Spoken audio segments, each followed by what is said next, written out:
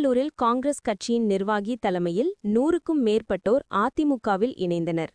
தமிழகத்தில் சட்டமன்ற தேர்தல் நடைபெறவுள்ள நிலையில் திருவள்ளூரில் பெற்றோர் ஆசிரியர் சங்க மாவட்ட தலைவரும் வழக்கறிஞருமான இளங்கோவன் தலைமையில் வழக்கறிஞர்கள் முரளி, பிரகாஷ், சிவானந்தம், பாண்டியன், உதயகுமார், யுவராஜ், நரேந்திரன், பிரசாத், சரவணன் உள்ளிட்ட 100க்கும் மேற்பட்ட மாற்றுக் கட்சி உறுப்பினர்கள் அதிமுக முன்னாள் அமைச்சரும் திருவள்ளூர் தொகுதி சட்டமன்ற வேட்பாளருமான பி.வி. ரமணா முன்னிலையில் அதிமுகவில் தங்களை இணைத்துக் கொண்டனர். அதிமுகவில் இணைந்தவர்களுக்கு முன்னாள் அமைச்சர் பி.வி. ரமணா சால்வை அணிவித்து வரவேற்றார். நடைபெறவுள்ள சட்டமன்ற தேர்தலில் அதிமுக வெற்றி பெற பாடுபட வேண்டும் என்று கேட்டுக்கொண்டார். இதில் அதிமுக மாவட்ட மாணவரணி செயலாளர் பி.வி. பாலாஜி, நகரச் செயலாளர் கந்தசாமி, மாவட்ட அம்மா பேரவைச் செயலாளர் கே.பி.எம். எழிலரசன், மாவட்ட அம்மா பேரவை இணைச் செயலாளர் சீனிவாசன், மாவட்ட இளைஞரணி தலைவர் புங்கத்தூர் டி. தேவா உள்ளிட்ட பலர் உடனிருந்தனர்.